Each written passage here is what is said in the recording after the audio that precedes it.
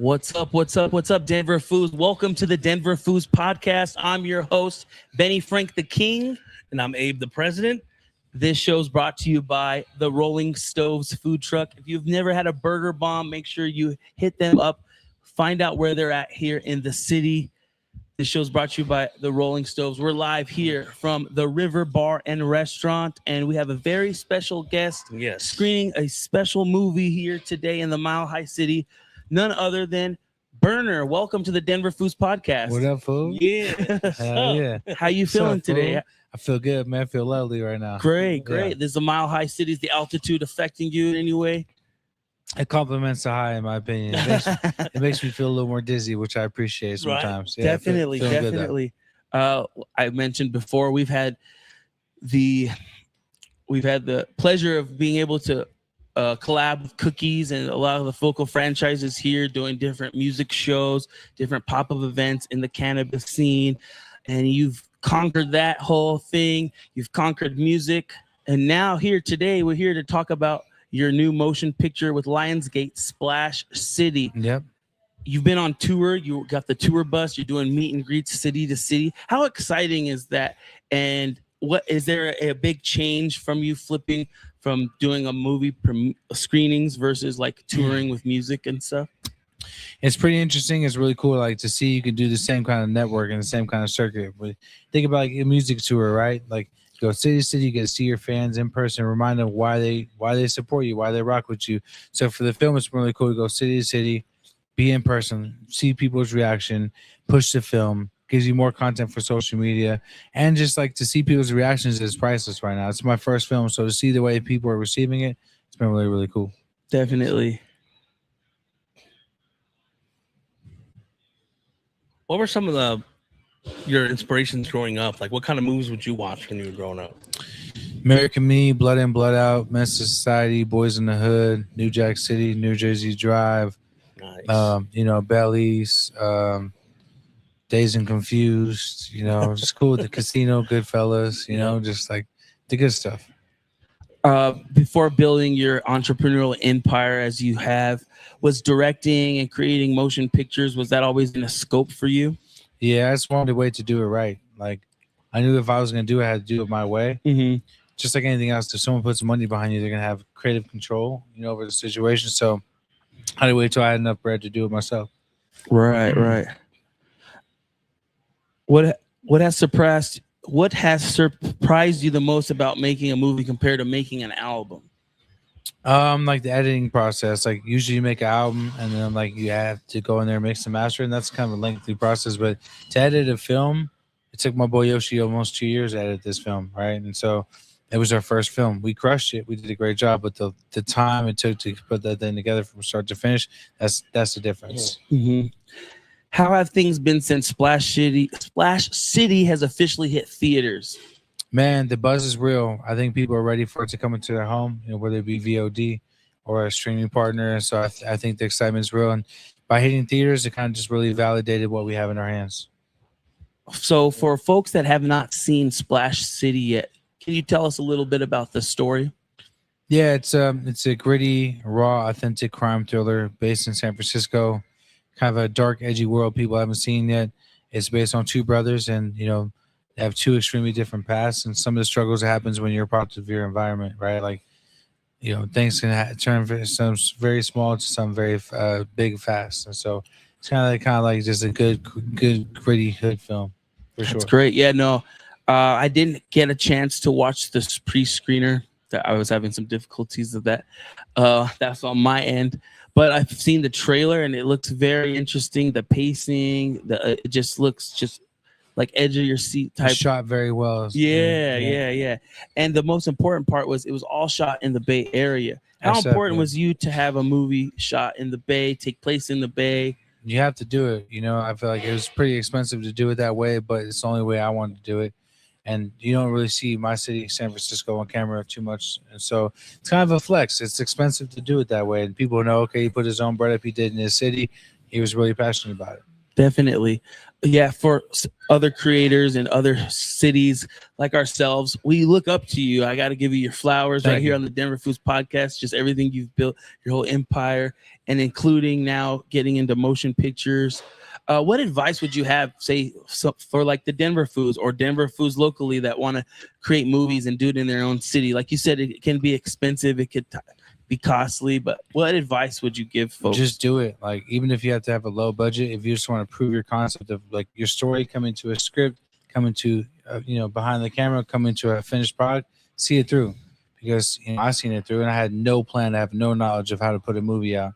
We sat on this thing for 2 years while we edited it. We had no clue how we're going to put it out, but it ended up in the right hands. So just see it through, and maybe you don't hit the first time, maybe you don't hit the second time, but you'll eventually hit. Definitely. Can you talk about so who wrote the script and the storyline? It follows two brothers, different life choices. How did that family dynamic kind of resonate with you, and what was the process behind the script? Yeah, so I developed the characters, I developed the scenarios, the beginning, the ending, the plots, all that stuff like that. Gave it to my boy Davey. Shout out to my boy Davey. He turned it into a full-length script. I kind of worked with him to dial in a few things from there. And I feel like the characters are someone I have a brother, right? Mm-hmm. And I know a lot of friends that have brothers, and they're always on, brothers are brothers. They have a tight bond, and sometimes brothers can be completely opposite people. Same household, same mother, same. Some even have a great role model, like a big brother doing good things, but they just can't snap out of that life. So I was inspired by my situation, plus many others. That's awesome. Well, we're a band of brothers. We've been doing this music thing, now the content creation side, podcasting, all of that. So when you see brothers, movies, and stories like this, it always resonates with us. Yeah, it definitely resonates. People for sure. that have siblings, whether you're close, we hear that all the time. A lot of people, they're, like you said, sometimes they're the opposites. We're fortunate enough for our relationship. We're kind of on the same page with everything, and everything flows right. But this one, we share arguments. Though. Yeah. Yeah. Are you the It's older natural. brother or younger brother? Older. What? Did your brother follow a lot what you did, or? Yeah, my brother's shout out to my brother. My brother's just sad, but he definitely followed my footsteps a little bit. Right. How closely does the movie reflect things you've witnessed growing up in the Bay Area, taking place in San Francisco? I feel like some of the characters really resonate with stuff I've been around. Like the character Dolo, we all kind of know someone like that. I don't care what city you're from, what neighborhood you're from. You will know someone a little slimy, right? At least if you come up in a certain kind of background. Especially, I'm sure some down-ass blues probably know some slimy ass dudes, Right. for sure. So I feel like that character is like someone I've seen many times in my life. What was the biggest challenge during production of this film? I think logistics, like, finishing the whole movie in 15 days is pretty challenging. We're working on a bunch of rain. It was raining the whole time we were shooting it. I think that like the challenge of like not knowing how to make a film was challenging. Mm-hmm. Yeah. Definitely. Have you worked on other sets before, or any other types of productions? Yeah, I've directed hell of my videos back in the days, and I've filmed like mini documentary series before with Marijuana Mania. Like I've been on movie sets multiple times. I even acted in like a movie before. So Right. I kind of understand how it works. What goes behind all the design? Like, are you in every aspect of where it comes from, the movie poster? Yeah, shout out to my boy Shemp, photo doctor. He's the one that does all my album covers as well. It's all in-house. My boy Yoshi, you see behind the camera right now, edited the whole film. I was there with him for majority of the time while he edited. My guy right here, Shemp, took the photos. I was there while he did this cover. I kind of came up with the concept with him. Let him do his thing. I oversee it. I like to be hands-on. That's amazing. In an interview that we had last week with Steve Lobel and Lefty Gunplay, they were talking about the importance of team. How important is your team to your process and everything that you do? I mean, my team is so important to me that they're pretty much the only people I stay around right now. Like when I'm out and about, like I'm with my team, it's pretty much my creative team, designers, video editors, photographers, and just creatives. It's very important. This is kind of action packed. What was the most difficult scene to film in this film? Without giving out any spoilers or. Nothing was really too difficult. I think maybe trying to portray certain emotions on camera is kind of tough. Like there's like a lot of like hidden agenda type characters in this film. So like to make that kind of like shine that like, yo, this guy's offering this, but maybe he's really trying to do something else. Like to try to make that resonate was a little challenging, but it's pretty straightforward. Right. When did you guys do the production? What time of year was it? Because the Bay Area, the weather is somewhat similar all the time, correct? Or Man, I don't correct remember. me if I'm wrong. It's pretty foggy and kind of cold out there. I don't even remember when we shot it. When did we shoot it? January? Shot like in January. Okay. I don't know, a few years back or something. Oh wow, yeah. Time is gone now. I don't know. Definitely. How much Bay Area culture is within this movie? Of like what different aspects could folks expect to see? Maybe food, style, slang, lingo, or just kind of just like slang, vibe, lingo, clothing, music, weed culture, just like the whole shit. It's Bay Area as it gets. Yeah, no, this is so important to the culture. I mean, the Bay Area is such a staple in the culture. I mean, from the lingo to the style to just even the hustle different. and everything. But it's influenced hip hop and the culture so much. So to see a film like this in theaters, it's very exciting, especially for us here in the Mile High City. We are like a melting pot of everything. We get a little influence from Texas, a little influence from Bay, from LA, like kind of a melting pot of styles. And that's kind of what makes the Mile High City somewhat unique is because that's why I had to bring it here. Like I had to choose 11 cities. I'm like, Denver has to be one of them for a reason. You know, you guys always showed a lot of love to the Bay, to myself as well. Definitely. Do you have any other? No, I was just looking at the live, but yeah. And we're live right here. This is brought to you by the Rolling Stones. Oh shit, we're live? What's up? Right What's now. Up, live? We got a lot of people tuned in. EA area, everyone's showing love. I got some people from the Joel Show channel. Any San Jose cameos in the movie? East San Jose. There's a line about San Jose in there. Yeah. Sure. Definitely. So I'm gonna do like some rapid fire questions, kind of just about the Bay Area. What's your favorite Bay Area food spot? There's too many ones, man. Like, give me a genre. Give me Mexican, Chinese, Thai. Like, give me some like Mexican. Pride La Taqueria. What's your favorite memory in San Francisco? Selling weed on Hayes Street. Favorite rapper from the Bay? Favorite rapper from the Bay? The Jacko. Rest in peace. Favorite movie of all time? Goodfellas. One artist you'd still love to collaborate with. You've collaborated with everyone. I know. I mean, I bet you get that. Maybe dead or alive. Yeah. Young Jeezy. There you go. Coffee or energy drinks? Coffee. And what's always in your travel bag? Weed and rolling papers. Weed and rolling papers. Yeah, gotta have it. So the bus, you have it wrapped for this tour. You're really engaging with fans. I think that's something special that not a lot of movie screenings do, or a lot of artists are able to do, the capabilities to do that. Why are your fans so important to you? Because I wouldn't be here where I'm at right now if it wasn't for them. And I feel like they are probably the biggest promotion tool any artist can have. It's one thing for me to have a couple million people following me on Instagram. It's one thing to have whatever it may be. But when you sit with your fans, you give them the love and time and attention they deserve, they're going to be your biggest megaphone outside of yourself. So by being here in person with them, they're like, yo, that movie was dope. I seen Burn. Fucking Busters rap. They're going to go tell other people. Think about each city has 150 people. They all know 5 or 10 people. Multiplies, right? But fans, I like people. I'm a people guy. Some artists don't like people. I like people, so I enjoy my fans. It's pretty cool that they like my ideas and my crazy stuff, you know? Yeah, no, that's special. How many cities you've been to? Almost a handful of cities now. You just came from Arizona, New Mexico, LA. What is it like to witness the screening with your fans, with people in there, and getting those reactions to the film? It's good. It's validation we need to keep going. Yeah, that must be special. It seems like this is the summer of like getting people back into the movies. You have the big blockbusters like the Odyssey. You have a lot of other Marvel movies coming out. A lot of people are really excited to get back into the theaters. How important is, getting into the theater and seeing the movie, like seeing a film for the first time in the theater to you?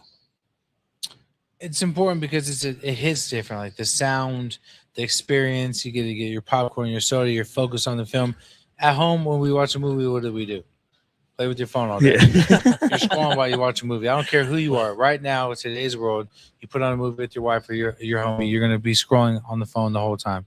So, and the theater is one place to kind of shut down and actually really watch a movie. Definitely just kind of take that time. That's what's always been special about us being able to attend these screenings is when they take your phone away or they tell you. Yeah, you can't play on your phone in the movie theater. You're gonna get booed. Oh, yeah, definitely. So, there's even special theaters where it's like you'll get banned if you pull up. Is it like the Alamo Draft House? It's or important. Something? I love that. Yeah, theaters are important. What about you growing up? Did you hit the movie theater a lot? All the time. What were some of epic moments at the movie theater you remember, or movies that you remember seeing in the theater that just like left you a big impression on you? Man, Last of the Mohicans was the one I liked a lot as a kid. And then I think I seen Belly in the theater as well. Oh wow! I've seen a lot of good movies in the theater. Menace to Society in the theater, I think. Yeah. Nice. Yeah, no, I mean, and that's laid the foundation for now what you're doing here today. Everyone's always focused on the future. We're never focused on now. Yeah. Do you have what plans do you have for maybe the next film, or do you have plans for more films to come? Yeah, for sure. Next film will be a weed film. I think it's what everyone wanted for the first film, but now to give them some kind of raw and grimy like this first time, we're going to tap into a weed film next. Definitely. Yeah. And can we look forward to any new music to come along with all that as well? Yeah, for sure. This one I don't really have it organized. It should have had an original soundtrack. We kind of I wanted to learn how to do this shit right. But now the next movie, I definitely have like an original soundtrack, new music, not just for me, from all my homies too. Nice. Definitely. Yeah, no, we need them soundtracks back. Like, for sure. Do you know a reason why we don't get those like classic soundtracks, like the Above the Rim soundtrack, was like a classic? People just kind of forgot about how important original music attached to movies is, including myself. I wanted to throw a bunch of throwback stuff. When you guys watch it, you'll see a bunch of throwback records in there, but like original soundtrack, super important. Definitely. One that comes to mind is the Nutty Professor one. Was pretty good. Oh, do you remember that one? Yeah, that was like that was a good soundtrack. Yeah, for sure. The next film, is it going to be like a comedy, or it could be an action, or what genre of movies are you going to stay in? Like a drama. Mm-hmm. Yes, definitely. Yeah, that's fire. What's your favorite strain of cookies? Right now or all time? All time. Probably like cherry pie. Cherry pie? Yeah. Yeah. I'm not that big of a weed smoker because I'm like a one token. I'm like freaking out. So I know my limits, but I mean, it smells good every time I go into the stores. Man, and stuff. You gotta smoke, man. You gotta smoke the weed, man. You're missing out. Right. Missing out, Maybe bro. that's why I'm so stressed all the time. Man, you be more relaxed. You be enjoying the food more. You be watching movies more. You be chilling, man. You need the weed for sure. It's true. Definitely. Out here in the Mile High City, we have so much cannabis culture with engraved in it. I mean, they call the hash cab, where you can take a cab ride or you could smoke in it. It has like a special filtration system. We have different types of things. We also have a gift for you here. This is a Finding Mary Jane. So it's similar to Where's Waldo, but it takes place here in Colorado. They go to Red Rocks. This is a gift for you from Finding Mary Jane. It's an activity book. So I could actually have this activity keep me busy on the bus. Yeah. When you're touring, when you're driving along, yeah. I'm gonna have to check this out, man. And they're local here, and on our platform, we like to support everything local. I mean, I think that's one thing we could really take from the Bay Area: how they support their own, how they support everyone, and But we have the big 420 Fest every year downtown at Civic Center. We used to be a 420 rally, actually. And so shout out to all those that got locked up and put down so we could have cannabis legalized and stuff. Then it kind of has gotten commercialized a little bit, and now it's just a festival. Now people enjoy themselves and they can consume cannabis while I have enjoying to get music. booked for that one year. I've never been booked for that one. Definitely. Someone booked me for 420 in Denver. Yeah, definitely. Yeah, I don't stop know why playing. that hasn't happened Yeah, yet. it's crazy. But we also have another gift for you, Denver Foos Podcast tea, courtesy of DTF Express. We appreciate you taking your time here and coming and talking about Splash City.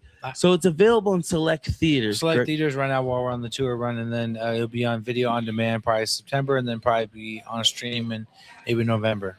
Right. Yeah. And you do no stops shopped. You got Lionsgate behind this. How did that Lionsgate relationship, how did that come all about? Shout out to my boy Greg. My boy Greg brought me into the building and let me pitch my film, and it just clicked right away. I think that they appreciate the quality of the film, but also like who I am as a person to back it, right? Like they know I'm gonna get hands-on, get busy. So yeah, shout out to Lionsgate. It's been a great partnership. Their team is amazing. I love their PR team. I love their marketing team. They work just as hard as the Cookies team, which is why it's a good bond. Yeah. Definitely. I have one question for you guys before I go. Yeah. What's the best Mexican food in Denver? Oh, I would have to say it depends. So there's tiers. It's just like I would say burgers. So there's the fast food. I There's want the hood fast spot. What's the go best? to Chubby's. Chubby's. Chubby's off of 38th. Get you a smothered burrito, either a smothered chili cheese fries. So everything big out here is green chili. We're big on green chili, and the way we prepare it is more of like a gravy, and we just smother everything, whether it's a burrito, whether it's our fries. We're more of a burrito town. Although we have some bomb tacos around the city, we could rival some of the best cities, but we are through and through a burrito town. That's first. all I want to hear. So we're gonna go to Chubby's tonight then. Yeah. Cool. Chubby's definitely. on the 38th Avenue. 38th You Avenue. want to go to the one in the hood? That's the one in the That's where north we wanna side. go. It's not far. Okay. It's not far. Definitely. Amazing. Hell yeah. Well, we're gonna thank you for having you, and thank you for your time. Appreciate it, we brother. appreciate Right you on. so much. Appreciate it, brother. And Thank you you so guys go much. see Splash City in theaters now. Thank you, Berner, so much for your Right time. on, brother. Much love. Shout out to Denver Foos, man. And one more shout out to the Rolling Stoves. Thank you so much for sponsoring us. You guys have a good night. We'll see you next time on the Denver Foos Podcast.